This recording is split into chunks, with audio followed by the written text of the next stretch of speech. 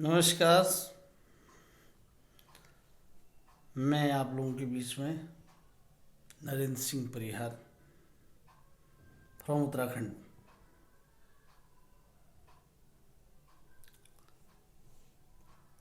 राजनीति आज अपने चरम पर है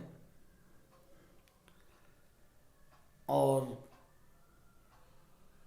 इस वक्त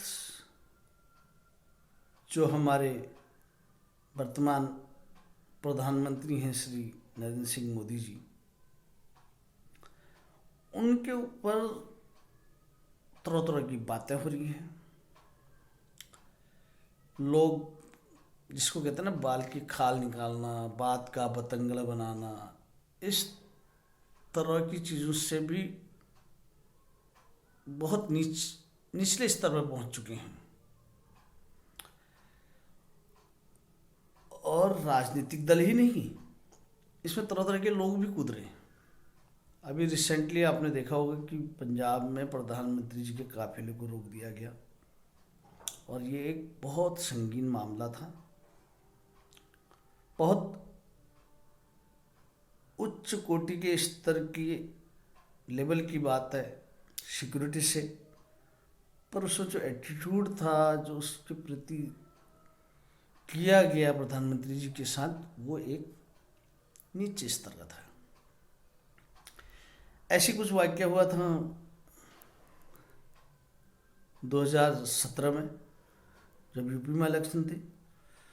अभी भी यूपी में इलेक्शन है, पंजाब में इलेक्शन है, गोवा में है, उत्तराखंड में है। ये सारी चीज़ें राजनीतिक उथल पुथल के लिए ही है, उसी की वजह से हो रही हैं, उन इलेक्शंस चुनाव की वजह से हो रही हैं। पर कहीं ना कहीं इसमें राजनीतिक स्तर बहुत नीचे चला गया है और वही चीज़ हुआ था उस वक्त 2017 में। मैंने उसको पद्य रूप में आप समझो, काव्य रूप में समझो, कविता रूप में समझो, मैंने 4 पंक्तियां उसके लिए लिखी थी। जिन लोगों का राजनीति से कोई वास्ता नहीं था, उन लोगों को भी झोंक दिया गया था।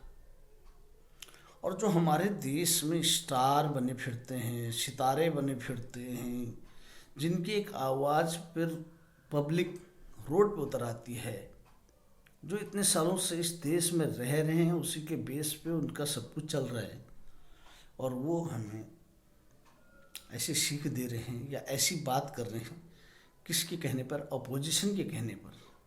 क्योंकि बहुत सालों के बाद एक ऐसा योग्य व्यक्ति, एक ऐसा उम्मीदवार जो केवल अपने लिए नहीं, राष्ट्र के लिए सोचता, नेशन के लिए सोचता, नेशन इज द फर्स्ट, जिसका मोटो है, उस आदमी को नीचे गिराने के लिए क्या क्या हरकतें की।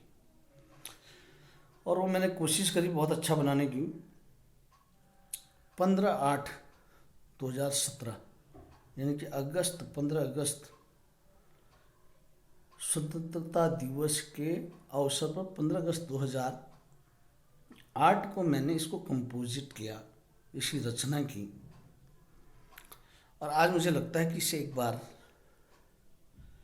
देश प्रेम के लिए, राष्ट्र प्रेम के लिए आप लोगों के बीच में भेजना जरूरी है। तो गौर से सुनिएगा, कृपया ध्यान दीजिएगा। तब एक शब्द गढ़ा गया था, जिस शब्द को हमने कभी अपनी स्कूलिंग लाइफ में सुना ही नहीं, यहाँ तक कि व्यवहारिक जिंदगी में भी उस शब्द को हमने नहीं सुना। और वो शब्द हिंदी में तो इतना कठिन है, ये पप्पू, राहुल गांधी, ऐसे लोग तो इसको बोल भी नहीं पाते हैं। इनको इसका प्रोनाउंसिएशन ही नहीं पता है कि ये बोला कैसे जाए, जिसको कहते हैं सहिष्णुता। और उसका अपोजिट वर्ड, विलोम शब्द क्या है? असहिष्णुता। अब इसको अंग्रेजी रूप में कर दिया गया कि भाई आज की डेट में तो इंडिया में बहुत कम लोग हैं जो अच्छी तरह से संस्कृत और हिंदी जानते हैं। मुस्लिम लोग तो वो वाले हैं ना, इंग्लिश वाले। अब उनको इंग्लिश शब्द आसान लगते हैं, हिंदी शब्द, संस्कृत शब्द थोड़ा सा उनको कठिन लगता है। अब वो कैसे बोले, सहिष्णुता असहिष्णुता, तो बोलते हैं टॉलरेंस इंटॉलरेंस। बहुत विवाद हुआ, बहुत डिबेट हुई, कई लोगों ने अपने वाक्यांश दिए इसमें, कई लोगों ने पता नहीं क्या क्या एक्सप्लेनेशन दे दी। अब मैं आप लोगों के सामने सीधे कविता पे आता हूँ। मुझे लगता बहुत अच्छा, मैंने कोशिश करी है अच्छा लिखने की, कि उस व्यक्ति विशेष के लिए जो स्वतंत्रता की अभिव्यक्ति पर ऐसी बातें कर रहे हैं। स्वतंत्रता की अभिव्यक्ति तो पहले से ही है, आज भी और हमेशा है।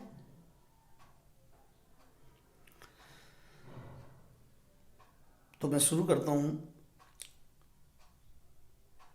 जब ऐसे ऐसे राजनेता तो बोलते रहते हैं, पर जब फिल्म इंडस्ट्री के लोग बोलने लगे, क्या बोला एक महाशय ने, नाम नहीं लेना चाहता हूँ, आप खुद समझ जाएंगे।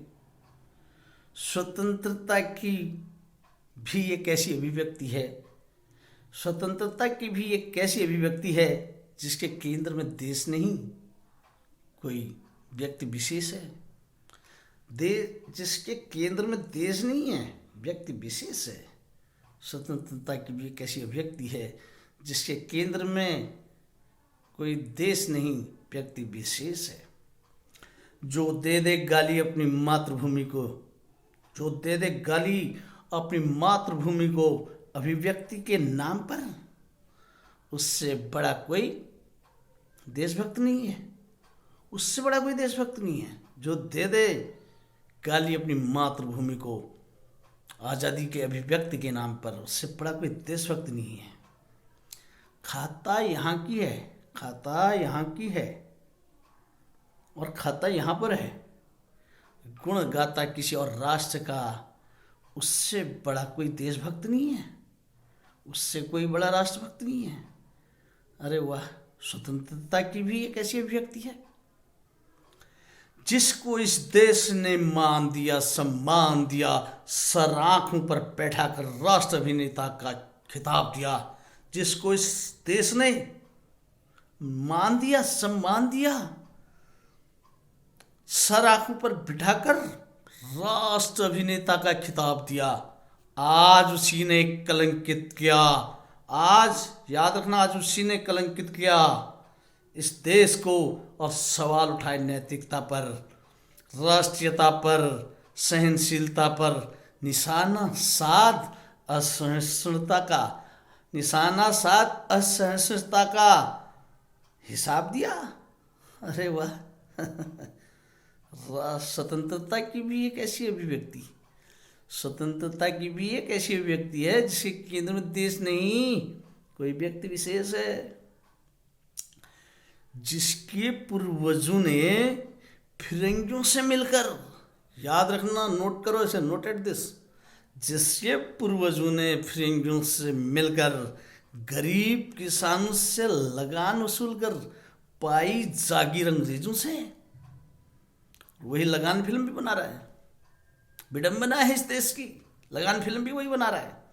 जिसके पूर्वजों ने फिरंगियों से मिलकर गरीब किसानों से लगान वसूल कर पाई जागीर अंग्रेजों से, अंग्रेजों से जागीर पाई उसने, गरीब किसानों से लगान वसूल कर, आज लगान फिल्म बनाकर हिट हो रहा है।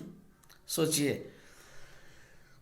तो हमें बतलाएंगे वो सहिष्णुता का पाठ, और नवाब का पद पाया जिन्होंने फिरंगियों से, हैं, जिन्होंने फिरंगियों से नवाब का पद पाया, वो हमें सहिष्णुता का पाठ पढ़ाएंगे।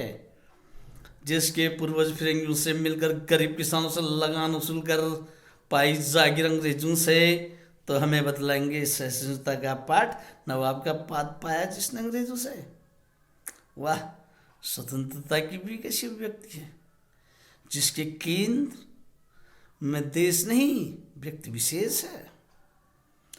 मान मर्यादा जिसे नहीं पता, और सुन लीजिए आगे, मान मर्यादा का उसे पता नहीं, मान मर्यादा का जिसे नहीं पता, एक विवाह से जो दाम्पत्य जीवन नहीं चला पाया, मान मर्यादा का भी पता नहीं उसे। बातें तो बहुत बड़ी प्रोग्राम लिया गया सत्य में जो थे, मान मर्यादा का पता नहीं उसे, मान मर्यादा का उसे पता नहीं, एक विवाह से जो दाम्पत्य जीवन चला नहीं पाया। संस्कार क्या है जिसे मालूम नहीं, क्या हमारे कल्चरल संस्कार हमारे क्या हैं उसे मालूम नहीं। देशभक्ति के नाम पर असहिष्णुता हमें सिखाने आया। वाह, स्वतंत्रता की भी ये कैसी अभिव्यक्ति है बताइए। मान मर्यादा जिसे नहीं पता, एक विवाह से जो दाम्पत्य जीवन नहीं चला पाया, संस्कार क्या है जिसे मालूम नहीं, देशभक्ति के नाम पर असहिष्णुता का हमें सिखाने आया। वाह, स्वतंत्रता की भी कैसी अभिव्यक्ति है जिसके केंद्र में देश नहीं कोई व्यक्ति विशेष है। थैंक्स। जय हिंद, जय भारत।